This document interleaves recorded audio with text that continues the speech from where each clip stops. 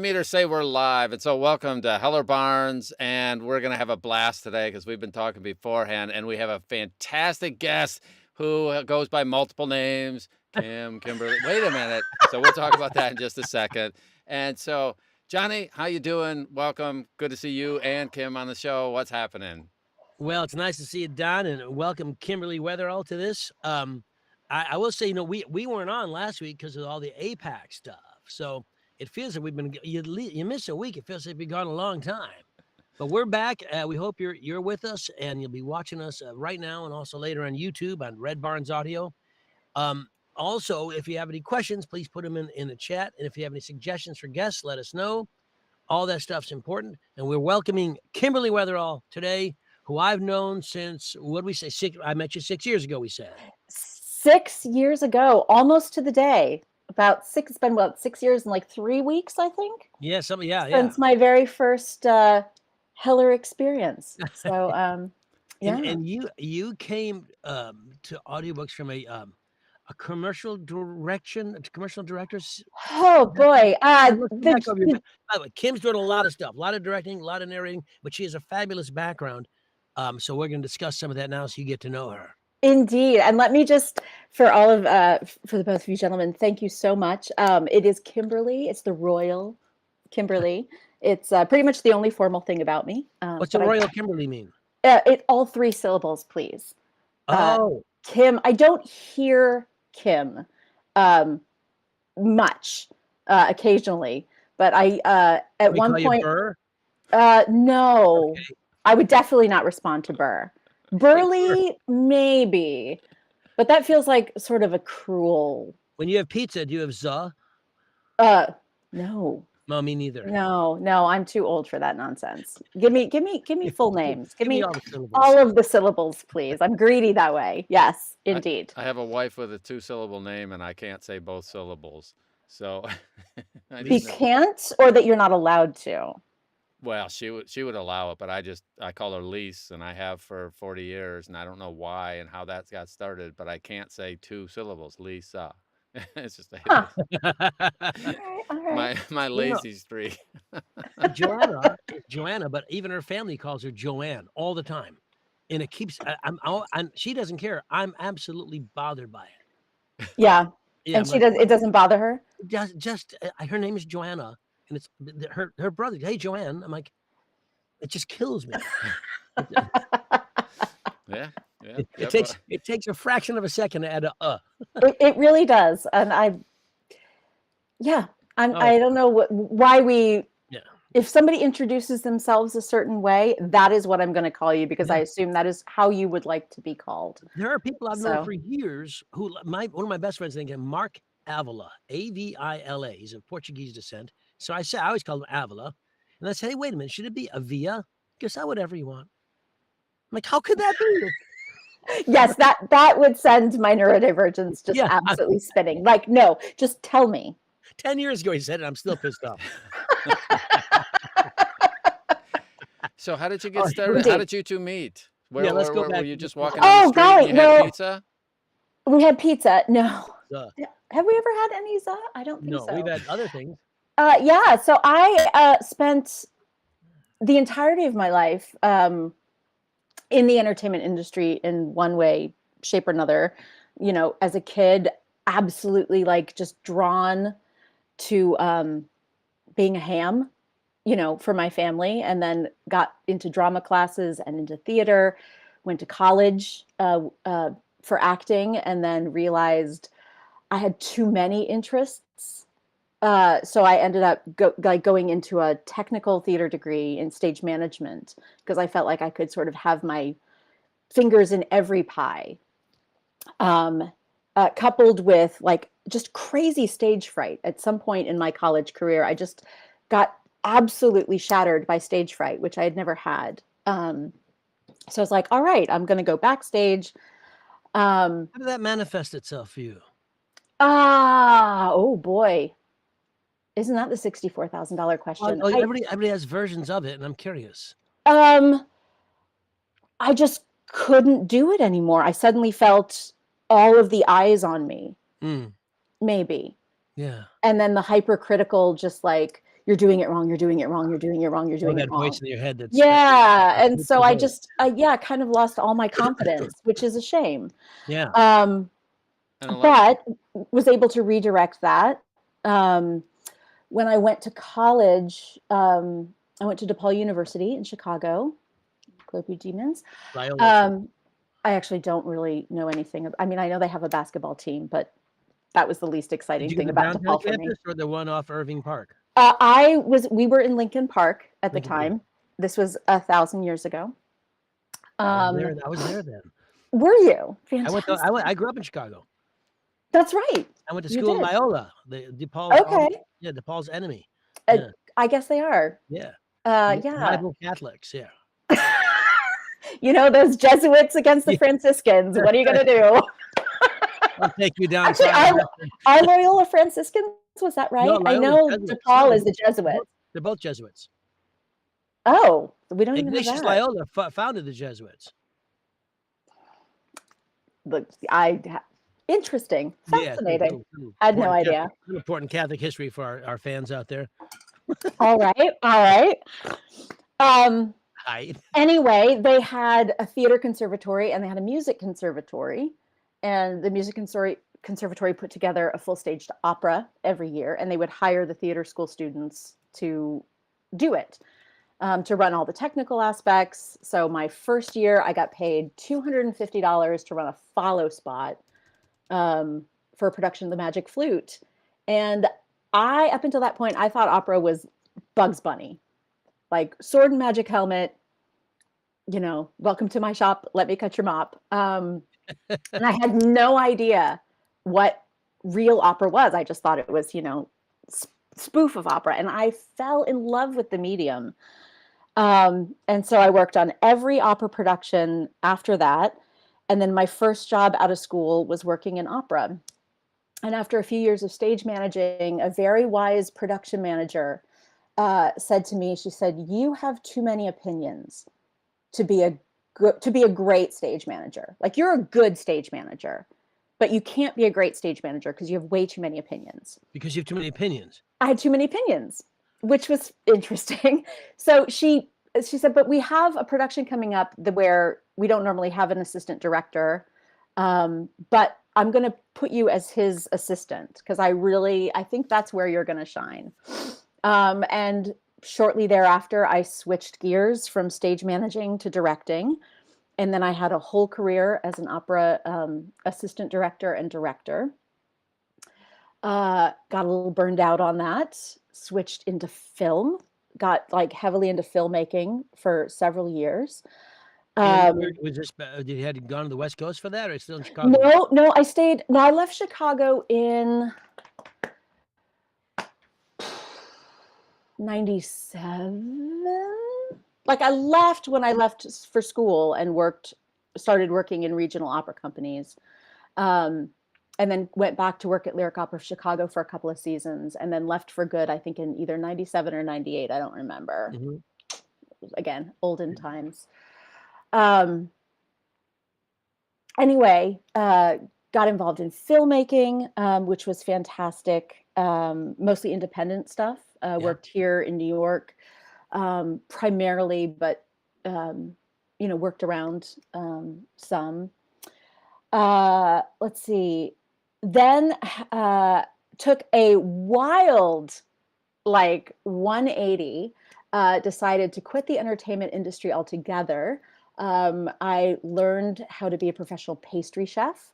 I got super involved with the cocktail scene in New York. I kind of melded those two passions. I opened Brooklyn's first dessert speakeasy called Spirited. It was a huge success until it wasn't. Honestly, kids, never open a restaurant. It's a terrible idea. And everyone told me it was a terrible idea. And I said, no, it's a brilliant idea, because boozy desserts and boozy cocktails the menu was made, they were paired together so that the flavors from the cocktail would match the flavors in the desserts. I had this whole pairing menu. You needed partners with more loot. I did, honestly. I need partners in general. I did Yeah, this all yeah. by myself, and deeper pockets to Yeah, get us over that first year hump. Anyway, cut to spent some time, we'll call it pre-retirement, where I went to Florida for a couple of years to have a nervous breakdown. And then came back to New York and started working in the commercial industry. But by then I was 25 some years later and working, 15, 18-hour days, 6 days a week, just became too much. It is too much. So that, the commercial industry is by far the most difficult, production wise. It's just really, really hard. And I was getting older. And what were you doing there? I was a producer. Okay. Oh, so much to do. Yeah. So much to do. So I So at what point did you and all discover this time, audiobooks? well, all this time, like in my opera travels and film, and if I was an early adopter of books on tape, because I would have to drive cross country. All of my gigs were in the car because I traveled with my service dog. My first service dog, who was, as we were talking in the pre-show, an unbelievable farter. I mean, talk about paint, like peel the paint off the walls level farts. It was my dogs have left me because I'm an unbelievable farter. embarrassing level. Like Bailey was the sweetest dog in the whole world, but man, she had lots of allergies, including food allergies, and wow. Anyway, so I drove. How do I get off topic?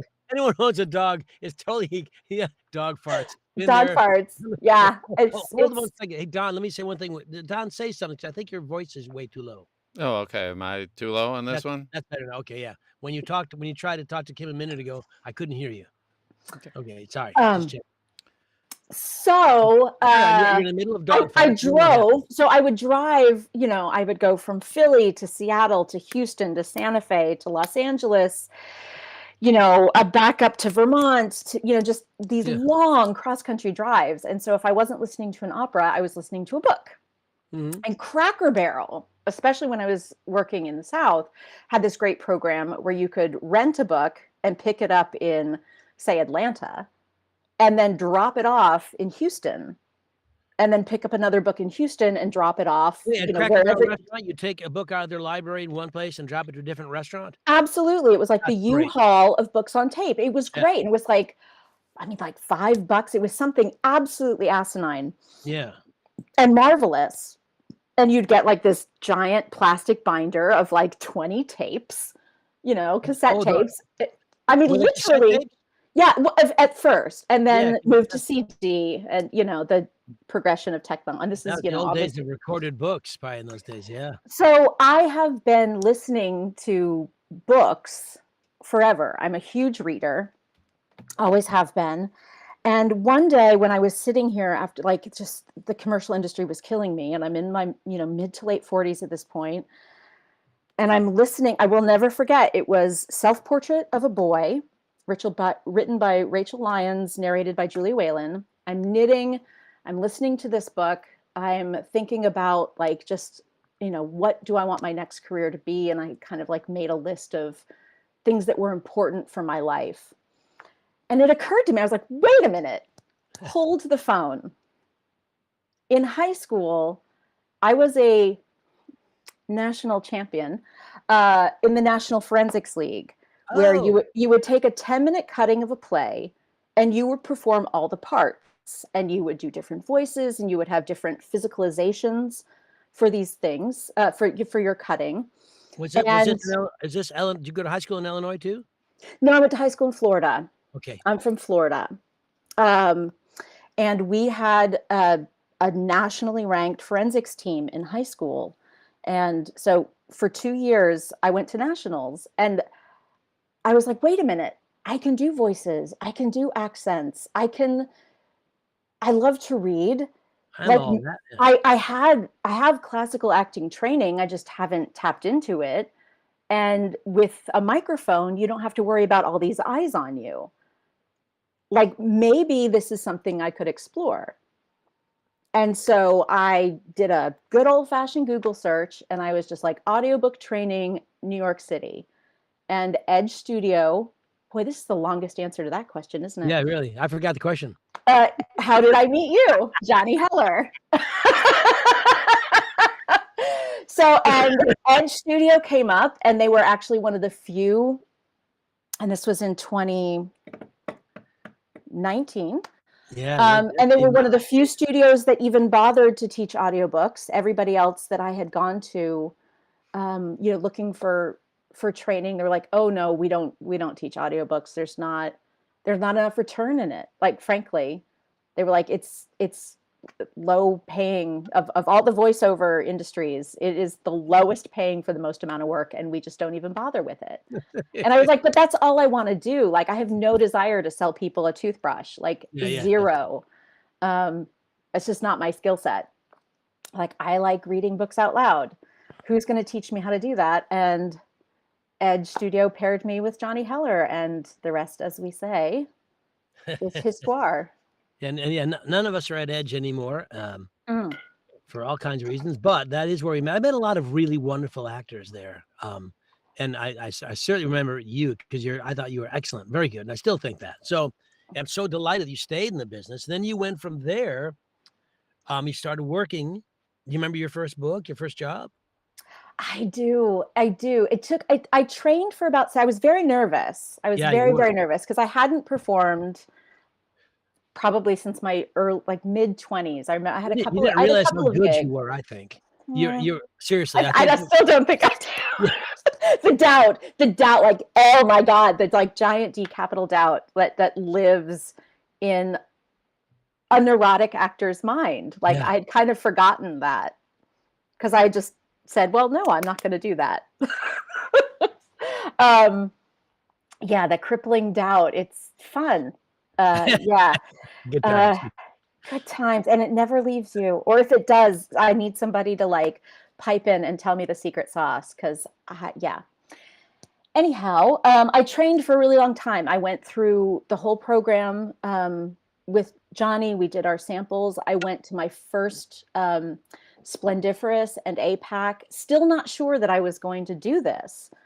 Cause like I had, I'm, classic career hopper. So, and most other careers, I just jumped in deep end, both feet, like, let's do this.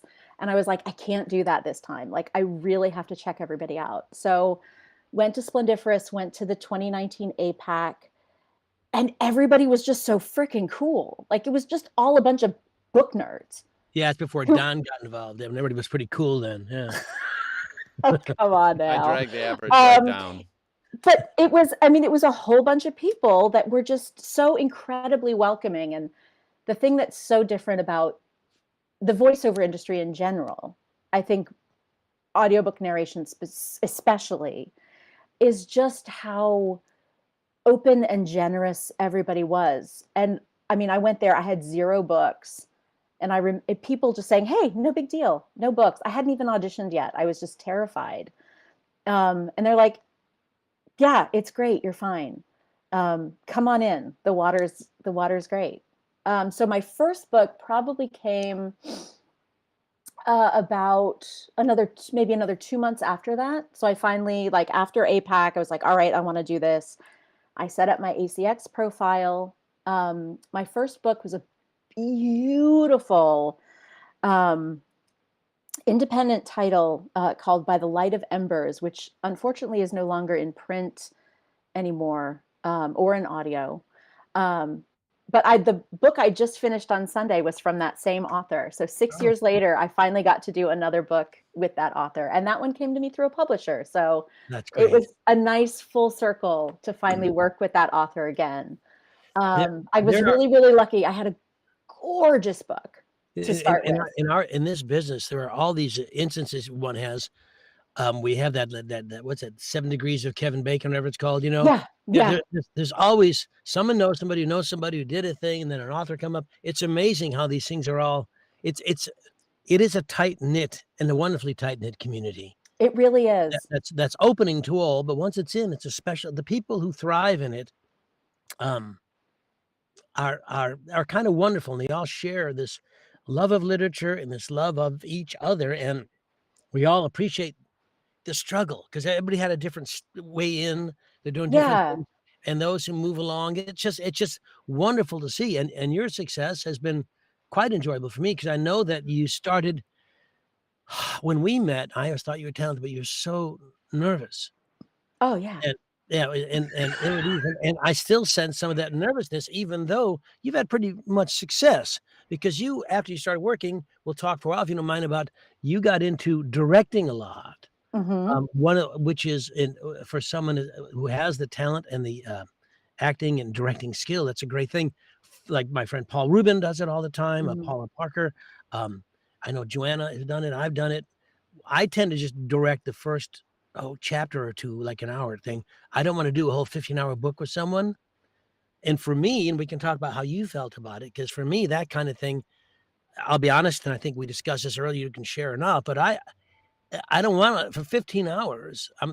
I somewhere in those 15 hours should be 14 hours of me going, I should be doing this book. So I learned to actually turn that off pretty quickly, and that's probably because I've had so many years previous. I mean, I didn't tell anybody that I was a director at first, and somehow it got out, and it got into Macmillan's ear. That was the first company that offered me a directing job. Somehow it got into their ear that I had previous directing experience. So they had asked me if I was interested, and I thought this is going to be a great like gap filler. Like if I've got a little gap in my schedule, sure. I'll just pop in and do like I'll direct a book here or there. And I didn't really know what directing an audiobook meant. And so it's very much not coaching somebody all the way through a book from beginning to end. That's just you don't have the time. I mean, if you've got a book, a 13-hour book, sometimes PRH wants you to turn that book around in 4 days. You don't have the time, nitty gritty, to get, to do a full, what I call capital D directing of a book in 4 days. That's just, you don't have that time to like work through everything. And for the most part, the folks that get directors are established enough that what they need is they need a cheerleader, and they need someone to like just reinforce what they're doing is great. There's a lot of technical stuff that we have to do as a director. You are the one doing the prep. You're doing the pronunciation research. You're making sure folks stay on book. It's for my money, given my experience, I feel like it's more of a stage managerial job than like a capital D directing job.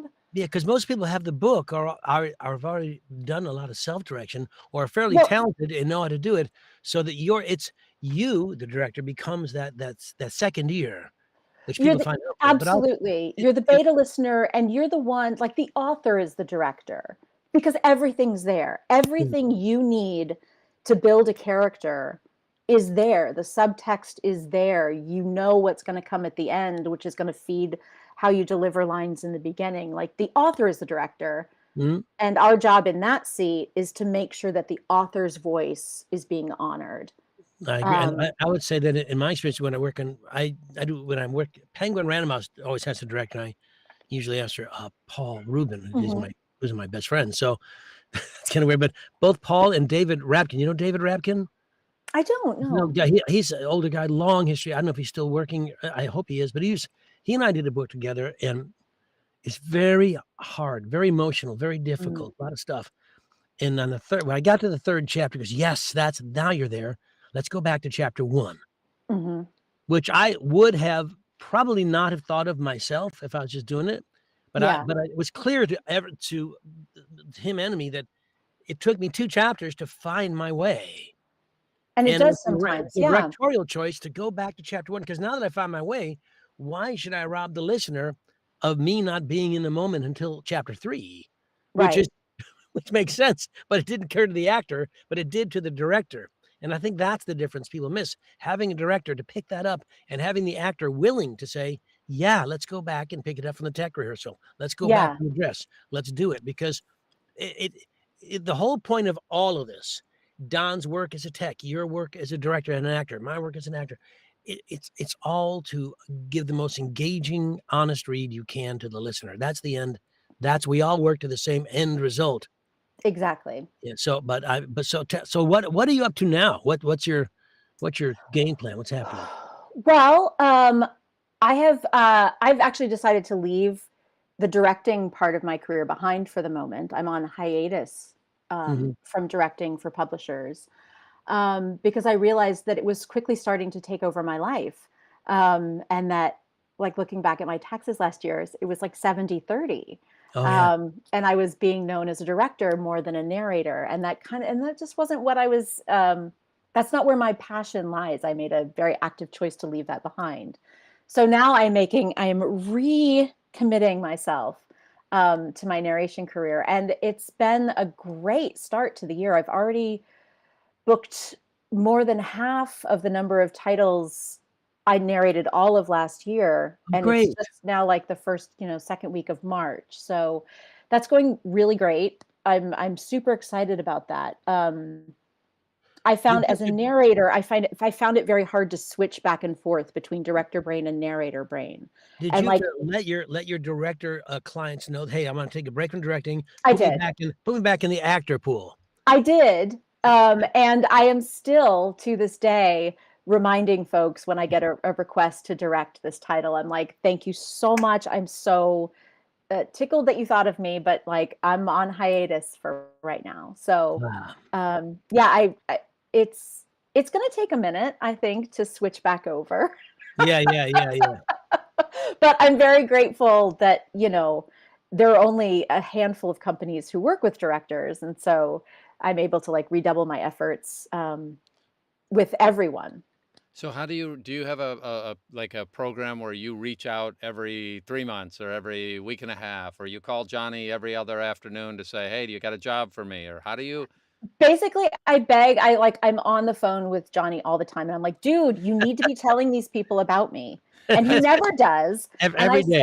I send him chips and donuts and You raisins. Raisins did not work. Whoa, that was a bad choice for me, sending you a whole box of raisins. The big box of potato chips was a great idea, though.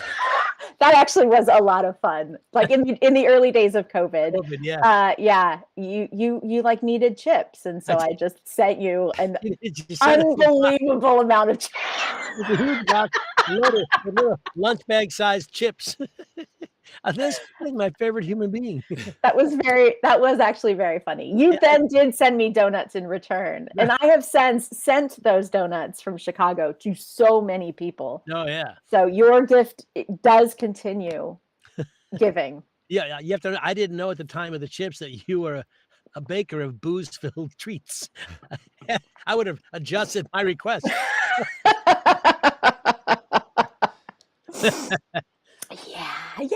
Yeah. So that's a little known fact. If you were to advise somebody who's just getting started, would you what would be the top couple things you would ask them that they should probably pay attention to? Man, here are the things that I wish existed in 2019 that exist now. Karen Cummins's Narrator's Roadmap. Holy crap, what an incredible resource. Like, I could have had so many questions answered. And just that resource is incredible.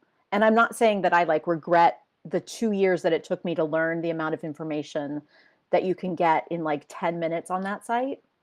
But wow, what a bang for your buck. Narrator's Roadmap for sure. There are now these incredible mentorship programs. Macmillan, I know right now, has just launched they have a new narrators event. I want to say it's twice a year. Maybe it's just once a year. I can't remember. Penguin Random House has a mentorship program as well. And golly, I wish that that kind of access to publishers was available in those days. So those are incredible things that I tell folks, especially, and those new narrator programs and mentorships are geared under a DEI lens. So anyone who is a marginalized narrator, whether you are queer, whether you're a person of color, whether you are neurodivergent, disabled, any kind of own voices resources. I think publishers are making a really incredible, admirable effort to cast authentically, and these mentorship programs help those voices who maybe might have been overlooked in the past. It's bringing some equity to the game, which I think is fantastic. And wow, what a fantastic resource now that we did not have then. Listen to audiobooks. Why? I work, wow, why? So many reasons. First of all, you got to know your genre.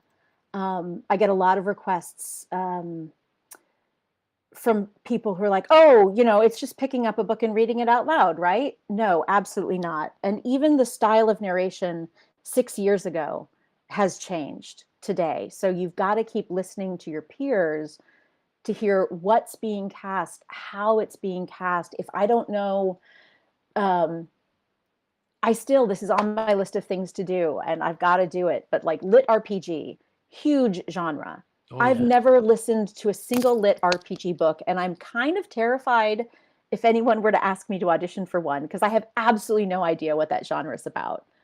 So like, I need to do my homework and go listen to a whole bunch of lit RPG so that I would know what I was doing if I like it. I mean, you want to hear what your peers are doing. You want to learn from the best. And so much about self-direction, I think, which is what most of us are tasked to do. Those that get directors are few and far between, and are very lucky. But most of us have to self-direct, and you have to be able to listen to yourself. And if you're not listening to other people do their job, it can start to become an echo chamber. Right. And it can start to, I found this happening with myself, which is why I'm back in coaching right now. You can start to fall into your own traps and ticks, and it becomes easier to I don't want to say get disconnected from the text, because it's not that, but you fall into your own bad habits. If I may, I think what happens, what in my experience anyway, and tell me if it's exactly what you're talking about, is we all have certain skill sets as actors.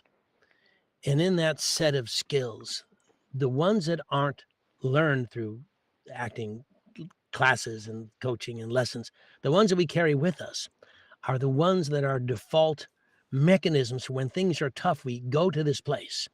Like, so if you have a special kind of voice or ability to do something special, you let your voice and your little tricks play the moment instead of actually being in the moment, because you're not sure as an actor what choice to make. So you don't make a choice. You try to act your way through. And I think that's what we talk about when we need some self-direct. We need to catch ourselves. We're cheating our way through the scene. I think that's a very fair, that's a great way to put it. Yeah, for sure. We're dancing across the top of the waves instead of diving right in and seeing what's there. And I think it's really human, really natural, and really a problem for the listener, because you never know. You mentioned disconnect. It may not feel like a disconnect, but indeed it is, because you're not giving it your all. You're giving it your little bag of tricks. Exactly. And which is why it's so important to listen to other audiobooks. Yes. So that you don't fall into, so you listen to somebody, we'll say Johnny Heller. So I'm going to listen to a Johnny Heller audiobook, and I'm going to listen to what Johnny does with a certain thing. And I'm like, oh man, I would have never thought to approach it that way. And so I'm going to make a little mental note, or I'm going to scribble it down, and maybe I'm going to play that scene a few more times and hear how he tackled that chapter. And Kimberly, do you do the opposite as well? Let's say you listen to a book by Johnny Heller and you say, oh my God, that was fucking awful. So, why was it? So do you think, what did he do? That probably never happened, but let's say it did. Let's say it was a Wednesday. So you listen and say, oh my God, that's awful. I think it's important, and I think this is what you do. The actor in you says, why? What choice or did he not make that made this not work for me? Mhm. Because I think that's as a good a learning experience as saying he did this, that it did work, because we need to find the pitfalls as well as the success stories. And I know that all three of us coach, Yeah. and all three of us have to come across this. And I guarantee the people we're coaching, particularly in the audiobook world, that's where Kimberly and I mostly live, and Don lives in many worlds, but I can't tell you how many people come to say, I want to do this. I'm serious about this. I want to make a career in this. And they've not listened to an audiobook. Right. Yeah, that happens a lot. Just boggles the mind. Well, because I mean, in my 20 years of listening to folks read to me professionally, it has just changed so dramatically. It is a much more intimate experience now than Right. before. I find myself becoming more and more immersed in a story where previously I was being read to. And that's a wonderful thing. And, like, all hail being read to. But now, like, I get into and I get so, like, absolutely involved. And it is a very, you've said it in coachings, Johnny. I've had a lot of people say this. I use it. It is, in a way, you are painting with your voice. It is a vocal cinematography. Yes. Now, where something I teach I teach a self-directing class through Voice One, San Francisco. Big plug for them. They're amazing. That used to be Elaine Clark's, right? Who? What? Elaine Clark, I think, started that. Did she? I don't know. I don't know. Sally okay, Clausen never runs it now, who's wonderful. And I'm part of Ann Richardson's. I love her. There's a multi-course audiobook Yeah, she's delightful.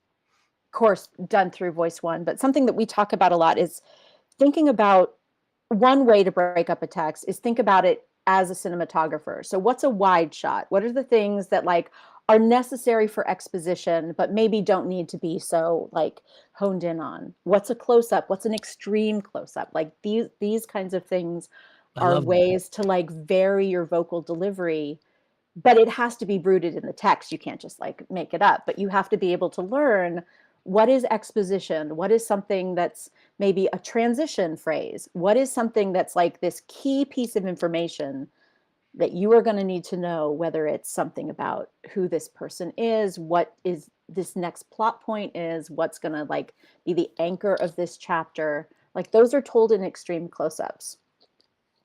Boy, I really got away from the question there. What was I remember it? the question.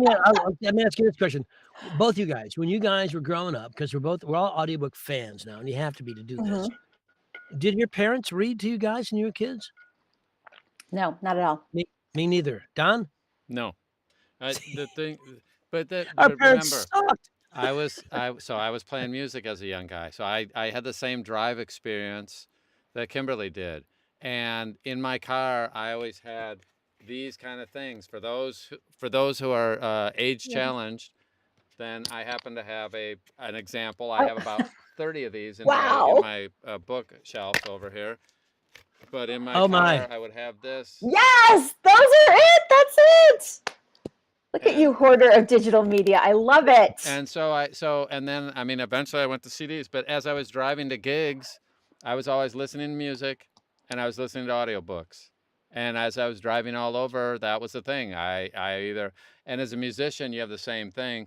And some of the times when I hear a young musician, I realize, oh, okay, he's going in the right direction. She's going in the right direction. And her feel is funny. And sometimes it's hard to describe exactly why. Now I've done enough of that I actually know why their feel, like what they would have to do to get the feel different. But it's an instant thing where you go, they're on the right path. But because they're a younger musician, you notice that they don't yet understand feel and being in the moment and what works with all the other things going on. It's the same for the actors. The parallels between musicians and actors are pretty incredible. I hear the same language out of you guys that I would Yeah. hear out of someone teaching music. But what I'm most fascinated by is that after all these years, after all the directing you've done, after all the theater work that you've done, you are also mentioning that you now are being coached. Is that correct? Yeah, I am. So why? Yeah. That's a waste. You already know everything. Why are you That is, going back to that kind of thing? That doesn't make any sense to me. first of all, I think there's always something new to learn. I think it's incredibly valuable to work with people who are better than you. You never stop learning. I don't think you ever stop learning. I found when I was listening back to my own stuff, which I hate doing, I hate listening to myself. But I finally, like, you come to a point where you're like, okay, I'm stuck. I need someone else's help. I want to get to that next level. I don't know how to do it myself. So I'm going to go to my betters, and I'm going to have someone listen to me and help me get to that next level. They're not necessarily your better, but maybe they've conquered something in their craft and career that you haven't conquered yet. Yeah, So it's absolutely. important how we use our words. Like I find it, even though we just had APAC and all the awards, I find it hard to say that Johnny Heller did read of Benjamin Franklin was better than Kimberly Wetherell's reading of Judge Sotomayor. You know, I mean, I don't know how to compare. It's like the same as Oscars and same as Grammys. How is that better necessarily? And it isn't necessarily better. It's just, if you have to give an award to somebody, you have to make a decision. But I think working with coaches, like, and I know this for a fact, and you'll agree with me that coaching others is also a great way to learn. Absolutely. Like I see my friend Max Zenner is on this thing. You know, I work with Max a lot, and I learn every time I work with him. He has a different approach than I do, and it's interesting. He comes from a much more intellectual background, I think, than I do in my acting. And so it's just different people have different things. So it's not that necessarily whoever you're coaching with is not necessarily you're better, because that sets up a paradigm I don't like, but just someone who's able to help you with an area you need help in, whatever it is. Like you said, lit RPG. So you go talk to, I've done, you talk to one of the big lit RPG guys at Travis or something, or Joe Hempel. You want to learn horror, you know, I talk to Joe about horror things because that's what he does. Some people really, really do a genre and they do it well. Yeah. You, I think, are more like me in that we have multiple genres. Because when I started, I was a general practitioner. I didn't specialize. It's just what was out there. Yeah. And we did, when we started, those little cassettes that Don showed us. Do you remember how he had to put a pencil in there to wind them back because they always got screwed up? And I can't tell you how many times people would send notes. Recorded Books was the big one-stop shop at the time. If you said their tape would get stuck in their car radio and they have to replace the whole gizmo. And in Prince Frederick, Maryland, they had a big office where they made everything. And sometimes people would send in a tape that got ripped up and they'd replace that single tape. Wow. And CDs, and now everything is streaming. But even before that, when I first started, it was still some reel-to-reel work going on. Those big old reels. And we used to, the engineers there used to splice outtakes together for like funny Christmas parties. Wow, that would be amazing. Yeah, a lot of work. Yeah, in my day, we had it's weird. Yeah, I think my first audiobooks were records, and it was Dr. Seuss stories. Oh, on like an album. LP? Oh, yeah, wow. for kids. Yeah, it was a vinyl, and it was it was definitely the Grinch. I mean, definitely the Boris Karloff version of the Grinch on vinyl when I was a kid. We had to put one of those little yellow sprocket guys in it to make it fit on your turntable. Well, I had LPs. I had LPs for sure because I remember they were big. I gave them away to a friend of mine with kids, and now Did you I'm play kind of them in that box where you open the top and it spun? Remember that turntable? There's a little box. You open it and it would automatically spin. Oh yeah. Oh yeah. I had a Donnie and Marie record player. I So did. if you were And I starting had the today, matching album case. I want to transition back to something you said earlier. So if you were starting today, what would you do differently? What would you start with today? Ooh, what a great question. What would I start with today? Um, I honestly don't know how to answer that question. Um, Would you go to events? Would you go to coaching? Would you go to private lessons?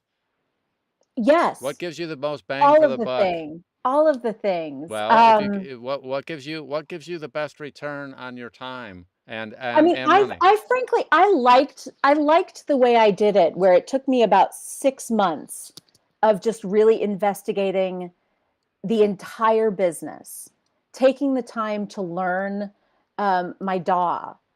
Like I work in Reaper, and so I got it all customized, and then I would record entire books by myself in my closet.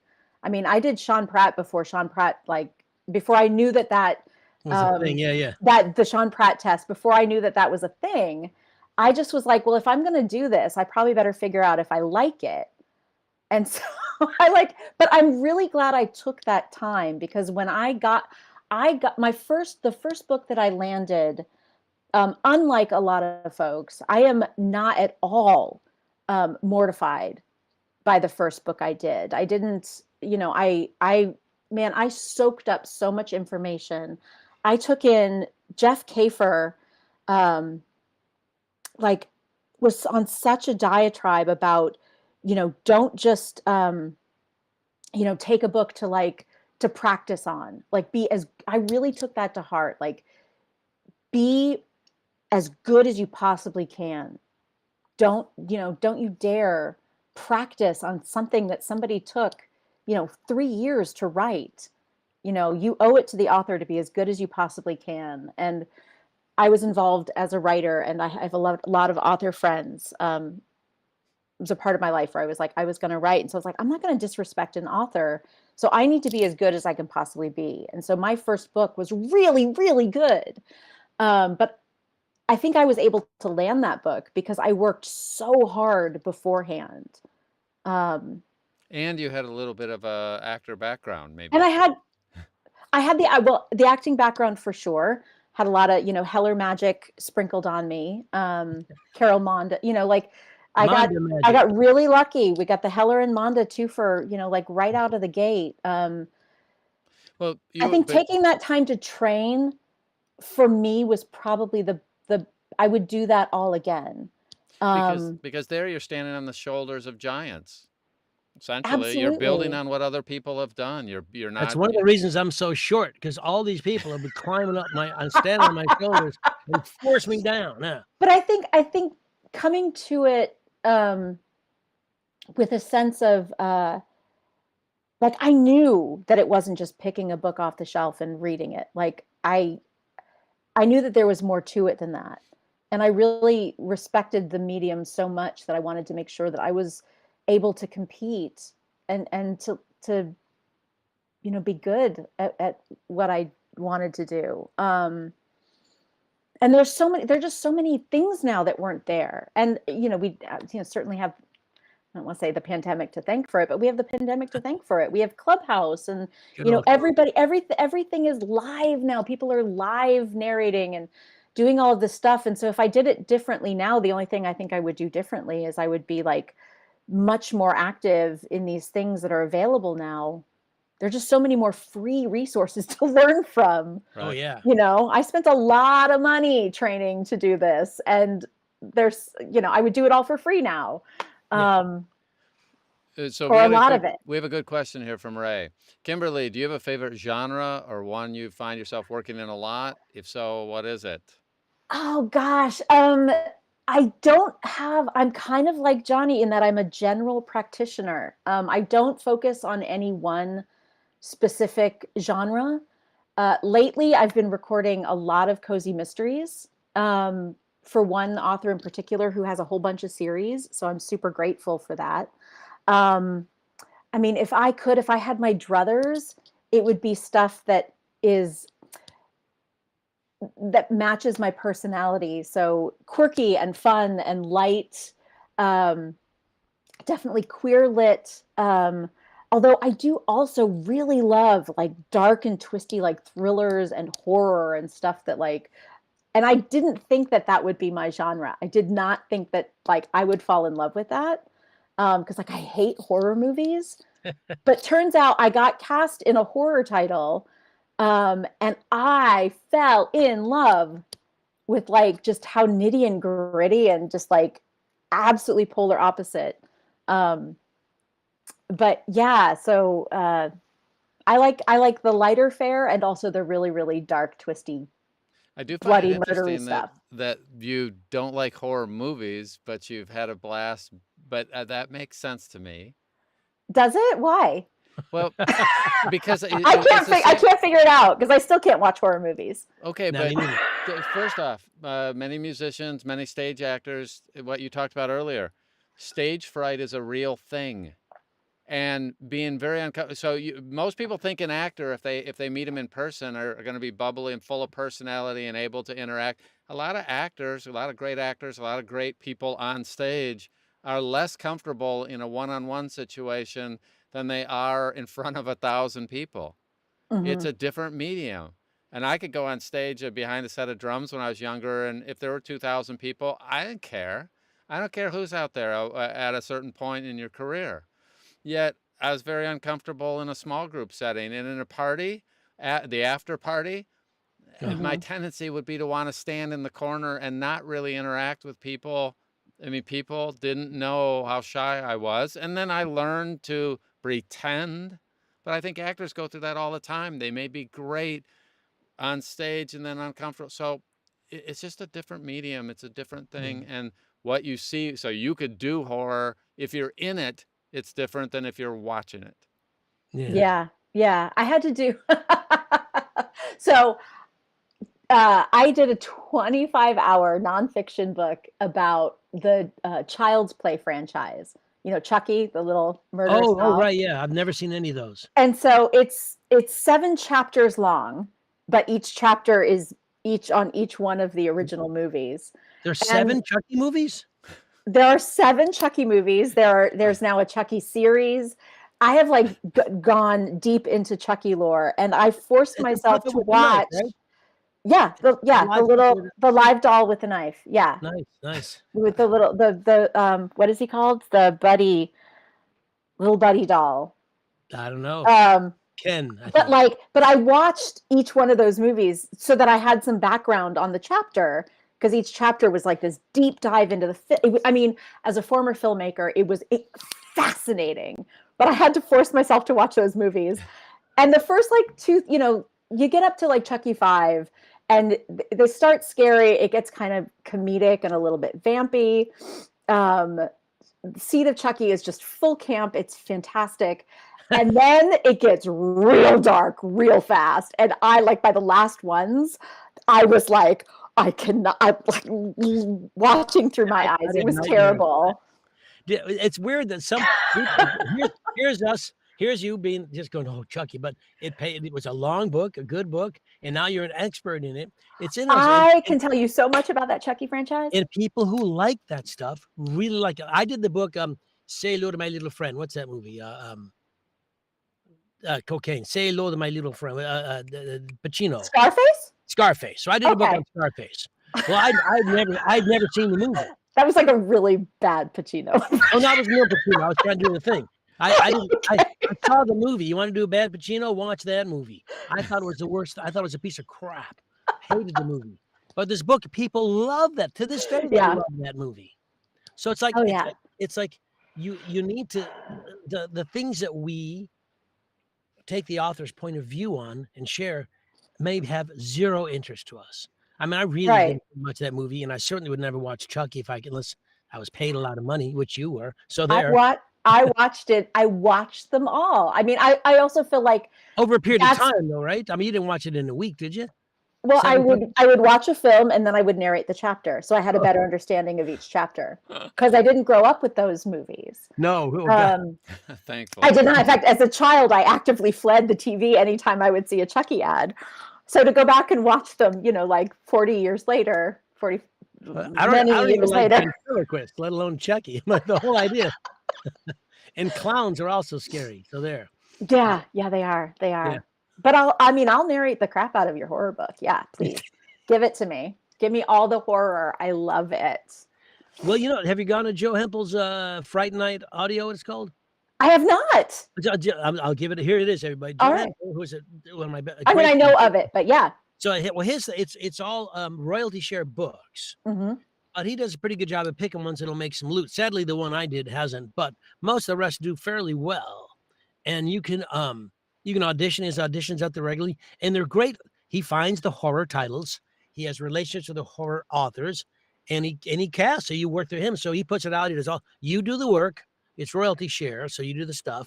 But he puts it out there for you, and I think it's a win-win because he's done the homework. It's not like an ACX spam or anything. It's not a crappy book. They're good books. Yeah. And if you like horror, there they are. Awesome. A plug That's for so Joe. Great.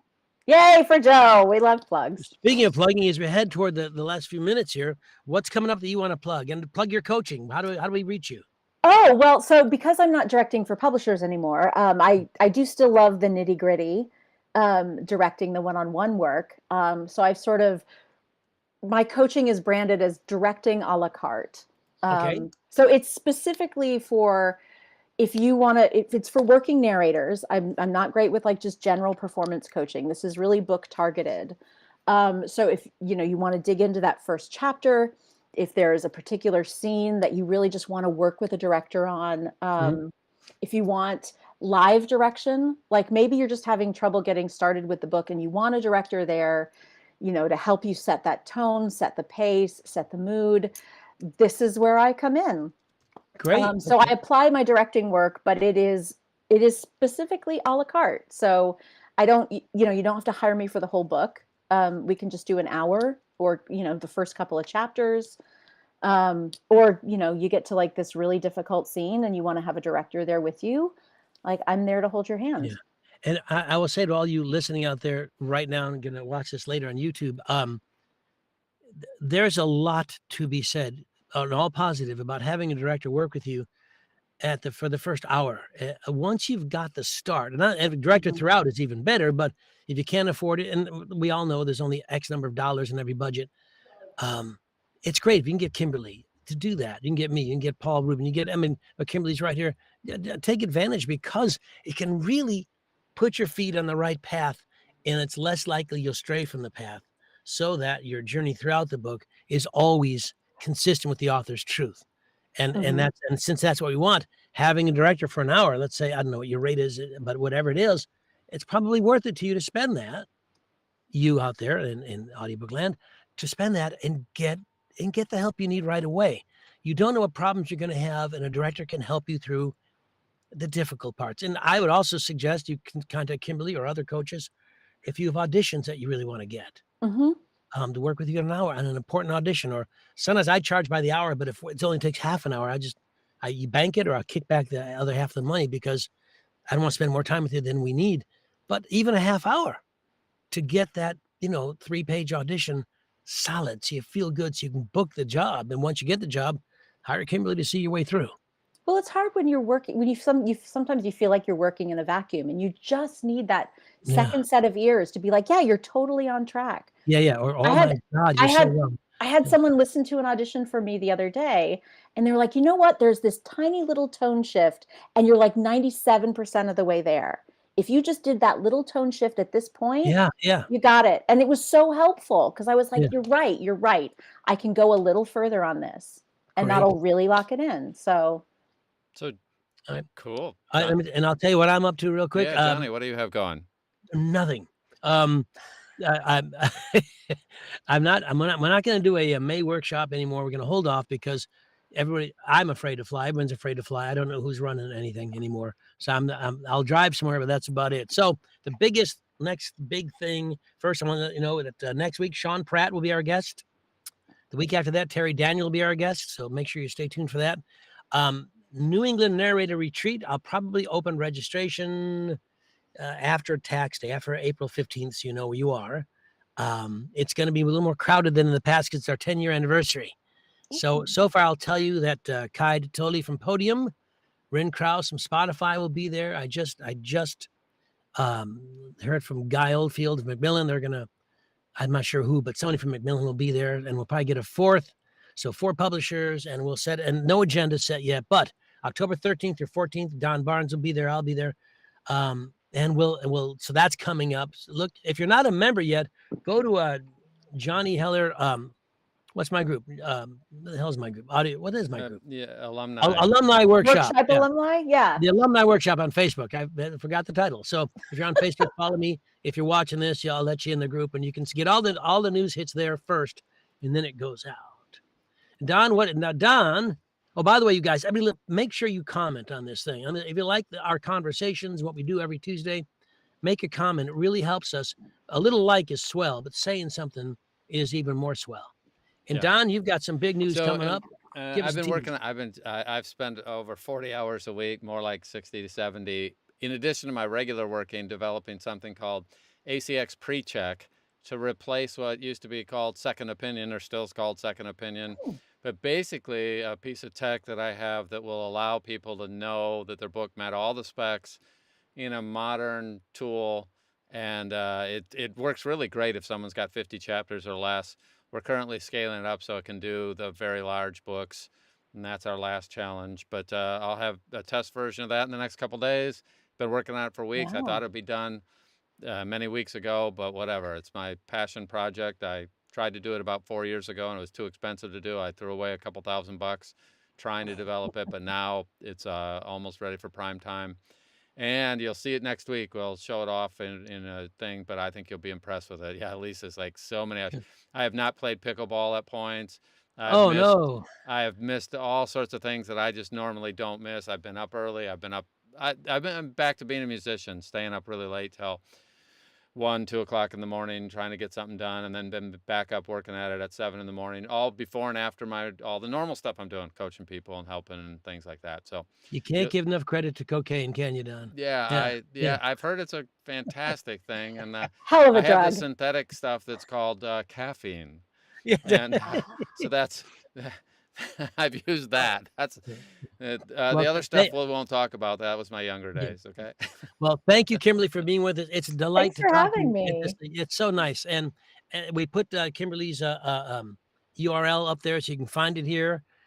Make sure you share this with your friends. You can see this on YouTube later. Thanks, everybody, for joining us. Thank you, Kimberly. What a pleasure to chat with you for this hour. It's a delight. Cool. Thanks for having me. Mr. Baarns, always a hero. Oh, thank you. Indeed. And remember, next week, Sean Pratt, and the week after that, Terry Terry Daniel. We have some just great guests. I booked Robin Whitten coming up in the summer, too, from Audiophile magazine. Awesome. We said, Awesome. who gets an earphone? Who gets an Audie? How does that happen? Yep. We So we got some great things coming up. So share this with your friends, comment, like, and of course, we look forward to seeing you on the wires. You have a great week. Talk to you later. Bye-bye. Bye.